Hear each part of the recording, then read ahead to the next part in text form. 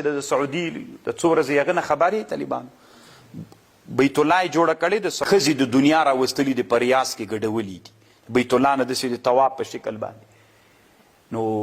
ټوله دنیا چپ د طالبانو هېڅوک هم څه نه ورته وایي او اسلامي امت غلی د طالبانو ما خو مخکې ویلي ول طالبانو بیا هم درته وایم د سعودي حالت داسې طرف ته روان د طالبانو چې ځوان نسل د الحاد په فکر ځي دا یاد ساتئ طالبانو که منئ کوي نه منئ د سعودي ځوانان د الحاد فکر طرف ته روان دي او خدای مکه طالبانو داسې یو حالت سره موږ مخ نسو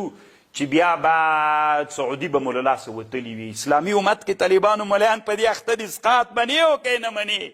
خیرات نه مني ملیان دې ته خبرې هلته اسلام له لاسه وتونکی د علماو او که دین د لاسه وته په ورځ د قیامت به تر ټولو نه لوی مجرمان علما وي چې چپ پاتې دي طالبانو تر دې نه د دې لوی کفر چې د طالبانو بوتان هم درولي دي بوتان یې درولي دي د بیت الله شاته بوتان درولي دا اوس څه معنا لري مقصد یې د دې څه شی د طالبانو بیخي خطرناکه مسله ده دا طالبانو ټوله اسلامي دنیا پې باندې چپ ده د بیت الله چارپیر یې بوتان درولي لوڅې ښځې چې د دنیا مشهورې سندرغاړي د کوم امریکایي هم د دا هم راوستلي د بیت الله نه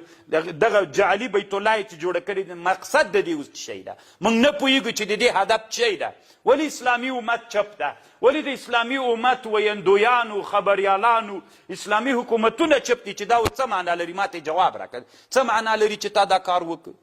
الله دې رحم وکړي طالبانو که اسلامي امت کې علما هم داسې چپ پاتې سول دا بعیده مه بلئ چې کافران دې موږ داسې وکړي دا وارې مو دې داسې وځپي فکري مزپي کله چې فکري د موږ له لاسه ووتل بیا مولا والا په دې ستوني دې په قدر کېږدي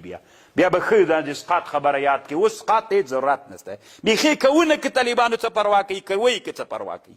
اوس طالبانو اسلامي امت دې ته ضرورت لري چې اسلام په پښو باندې ودرېږي اسلام را ژوندی